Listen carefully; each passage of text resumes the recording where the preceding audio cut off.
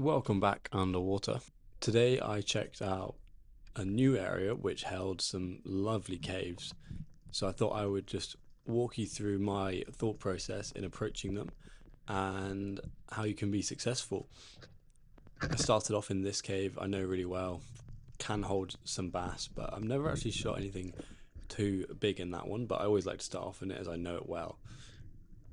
Moved on to checking some really cool cracks along this coastline. Have seen some nice bass sit in these before. Haven't been too productive, but I always check them out just in case there is some there. I had some mates with me checking the shallows, see if they could find any bass in any gullies of the area we were in. So whilst they were doing that, I just hung on the bottom, see if anything would come in. This little guy didn't come quite close enough with my 75 centimeter. Had another quick dive to see if anything would come in. A couple schoolies, but I want to get moving to this new area with these caves. So we move on. Went in to check on how my mates were doing and saw these little schoolies sat in this little yellow weed. I love this yellow weed. I think it's class. But anyway, here we go into this nice cavey area. Was approaching it again. It's a new area for me. Saw this really nice bass from above. Decided to try and take the top down shot. I'd never learn. You can see I've just probably missed high. I'd suck at these top down shots, but this is a good example of what not to do. If you see a situation like this and you can try and approach it a bit slower, like this, I ended up doing, this is what I should have done the first time I saw this bass. Backing off, approaching the gully from a better direction, doing a little dive, and then I would have been able to get a much better angle on this fish and most likely got a good shot off. And also, now I know this area is productive, I changed the way I approach these gullies and these caves, knowing that they have the potential to hold some really nice fish. Obviously, at the same time, checking holes for lobsters and crabs has to be done, especially in areas like this, which look so good. And it pays off later in this video. So I've seen a couple nice bass cruising around under this kelp.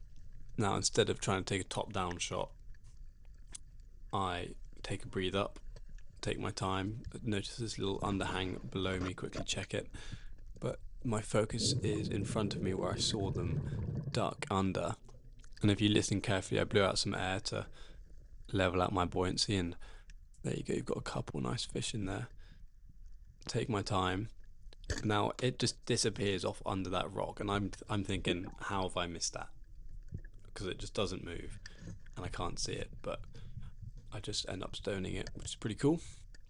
But I find this way of hunting bass so satisfying and way more rewarding than just sitting on the bottom and waiting for them to come into you. It's way more stealthy and hunting-esque. Now, a little on equipment, I was using a 90 centimeter gun, which is not ideal for this kind of hunting. It's good for long range, but I would much recommend a 75 centimeter, which is much more maneuverable, and you don't need that extra range that you get with the longer barreled guns.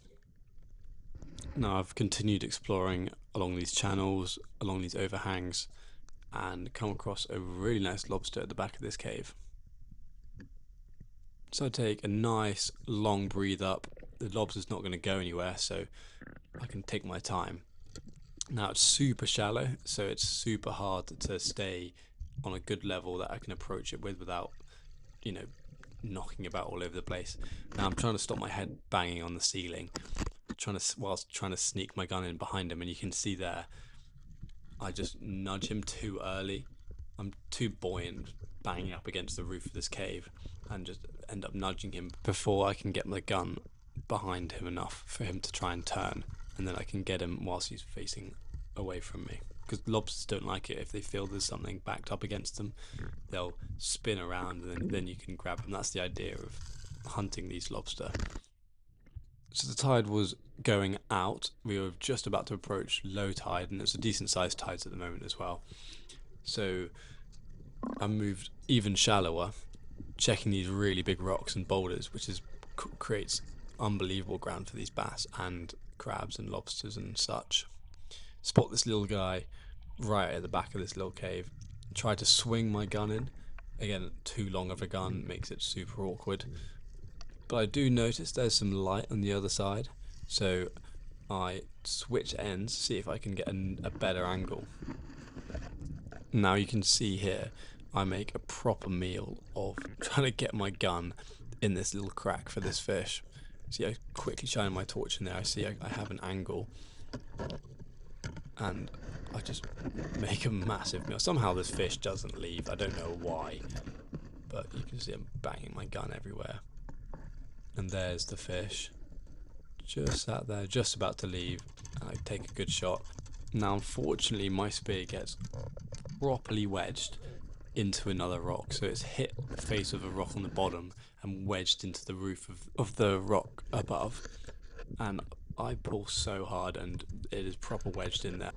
I probably spent about half an hour trying to get the spear out. The flopper wasn't stuck or anything, but I ended up disconnecting the shaft from the gun and took a second shot so that I could just pull it out through this shot, and then it would just pull through the line. The spear unfortunately was long gone. I had to just leave it there. There was no way it was moving. But yeah, thank you for watching. I hope you learned something, and yeah, see you in the next one.